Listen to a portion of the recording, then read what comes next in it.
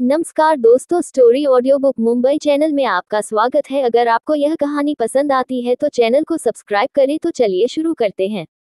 अब तक आप लोगों ने सुना कि किस तरह से प्रेस कॉन्फ्रेंस में अनाया जाह्नवी पर इल्जाम लगती है कि उसने अपना बच्चा गिराया है, जिसकी वजह से दिव्या गुस्से में उसे मारने आती है और गार्ड उसे रोक लेते हैं।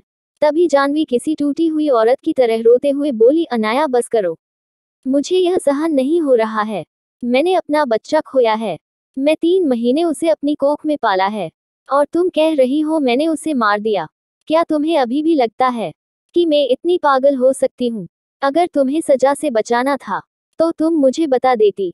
मैं तुम्हें ब्लेम नहीं करती, मुझे तो बस अपनी माँ के बारे में जानना था। इतना बोलकर वह फूट फूट कर रोने लगी। अगर अनाया की जगह पर कोई और होता तो उसे उस पर दया ही आ जानी, दुश्मन को भी पिघला दे। वह इतनी अच्छी एक्टिंग कर रही थी। आखिरकार पिछले जन्म में उसकी इन्हीं एक्टिंग की वजह से तो अनाया ने आंखें बंद करके उस पर यकीन किया और कभी भी शक नहीं किया। लेकिन आज मामला बिल्कुल उलट था। अनाया उसकी रग रग से वाकिफ थी। वही पब्लिक तो अब तक पिघल चुकी थी। हर कोई अनाया को ब्लेम करने लगा। वह बस बकवास कर रही है। अनाया उसे घूरते हुए बोली, पहली बात कि तुम्हारा बच्चा 3 महीने का नहीं 4 महीने से ज्यादा का था और तुमने उसे खुद मारा है। उसकी वजह भी तुम बहुत अच्छे से जानती हो। वही सबसे ज्यादा अगर कोई सदमे में था तो वह था विशाल और उसका परिवार, क्योंकि ड्रग्स देकर उन्होंने जो रात साथ बिताई थी वह 3 महीने पहले की बात थी।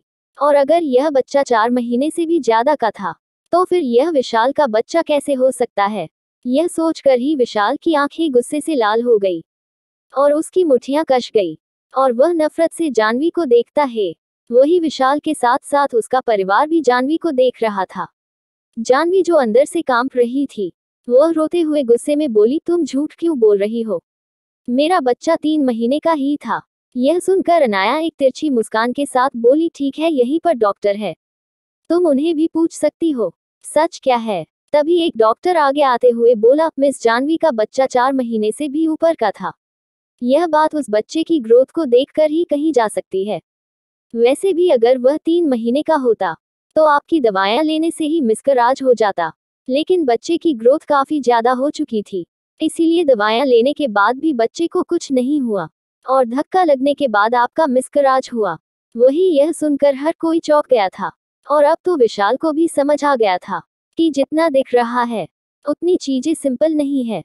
विशाल मेहता परिवार की इज्जत दुनिया के सामने उछालना नहीं चाहता था, इसीलिए वह रिपोर्टर्स की ओर देखकर थोड़े विनम्र आवाज में बोला, मैं रिपोर्टर से विनती करता हूं कि इस प्रेस कॉन्फ्रेंस को यहीं खत्म किया जाए। यह हमारा आपसी मामला है बी, और मैं चाहता हूं कि हमारे परिवार के इस मामलों में आप दखलंदाजी ना करें। वही यह सुनकर एक रिपोर्टर खड़ी हुई और थोड़ी नाराज और गुस्से में आवाज में बोली, यह आपका आपसी मामला नहीं है, यह हमारा भी मामला है। आप इस तरह से हमसे बदतमीजी नहीं कर सकती और हमें यहाँ से बाहर नहीं निकाल सकते। तभी विशाल थोड़ा गुस्से में बोला, यह एक आजाद देश है और यहाँ पर हर किसी को अपने प्राइवेसी पसंद है। अगर तुम लोग सीधी तरीके से नहीं गए तो मजबूरन मुझे आप लोगों पर केस करना होगा। और आप भी जानते हैं कि किसी मीडिया हाउस पर अगर कैसे हो जाए तो उसकी रेपुटेशन कैसी हो जाती है। यह सुनकर सभी रिपोर्टर्स डर गए। वह अपनी वजह से अपनी कंपनी को कुछ नहीं होने दे सकते थे, क्योंकि अगर ऐसा हुआ तो उनका करियर बनने से पहले ही बर्बाद हो जाएगा। इसीलिए ना चाहते हुए भी वो वहां से चले गए। अब वहां पर पूरा हॉल खाली हो चुका था।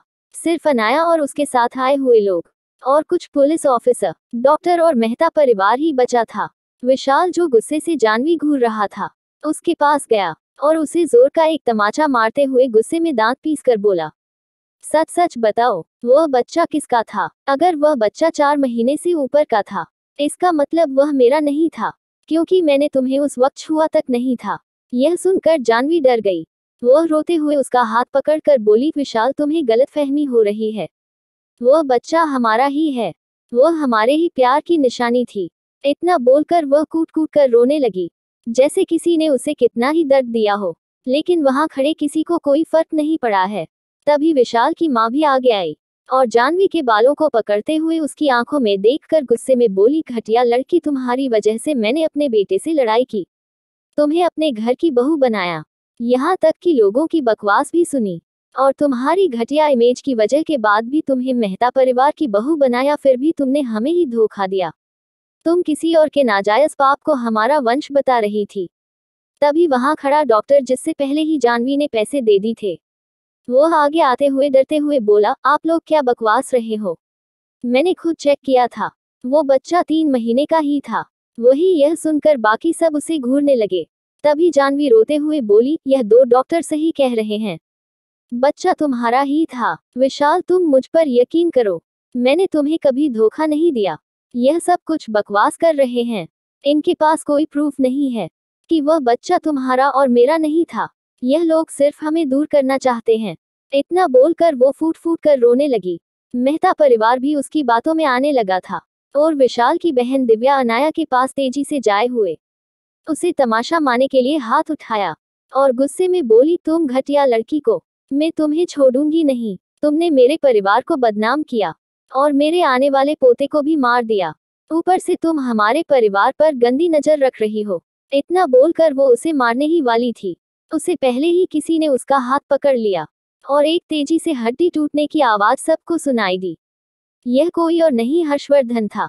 जब उसने देखा कि कोई उसकी बीवी थप्पड़ मारने वाला है, तो वो उसे प्रोटेक्शन के लिए उसके पास ही खड़ा हो गया। और जैसे ही उसने देखा कि दिव्या उसकी बीवी को मारने वाली है, तो उसने एक जातक में उसका हाथ तोड़ दिया। हाथ टूटते ही वो लड़खड़ाते हुए पीछे की ओर गिर गई। गिरते हुए उसने अपना हाथ पकड़ लिया, जो हर्षवर्धन के गुस्से में टूट चुका था।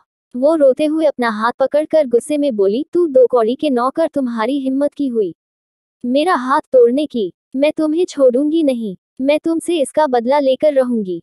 इतना बोलकर वो रोने लगी। वही मेहता परिवार डीसी मदद कीजिए चला गया था। विशाल की माँ भी गुस्से में आगे आई और उंगली दिखाकर बोली, तुम घटिया लड़की, तुम्हारी हिम्मत कैसे हुई मेरी बेटी को मारने की? तुम्हारे गार्ड्स भी तुम्हारी तरह घटिया है। मैं तुम्हें पहले ही समझ सिखा देती। अगर तुम्हारी माँ मेरी बहुत अच्छी दोस्त नहीं होती और मुझे उसका लिहाज नहीं होता, तो मैं तुम्हें जब का सबक सिखा देती और बर्बाद कर देती। अब तक तुम अपनी माँ की वजह से यहाँ खड़ी हो। वैसे ही पता नहीं तुम्हारी माँ ने तुम्हें कैसे परवरिश है, लगता है वह भी तुम्हारी तरह घटिया होगी। इतना बोलकर वह नफरत से अनाता को देखती है। लेकिन विशाल की माँ यह नहीं जानती थी कि उसके यह शब्द उसकी बर्बादी का कारण बनेंगे। क्या करेगी अनाया मेहता पर्व को बर्बाद? और क्या खुलास होगा जानवी के बच्चे का असली बाप कौन था? और कैसे अनाया उन सबको उनकी औकात दिखाएगी? अगर आपको अगला एपिसोड चाहिए तो लाइक करें, कमेंट करें और चैनल को सब्सक्राइब करें।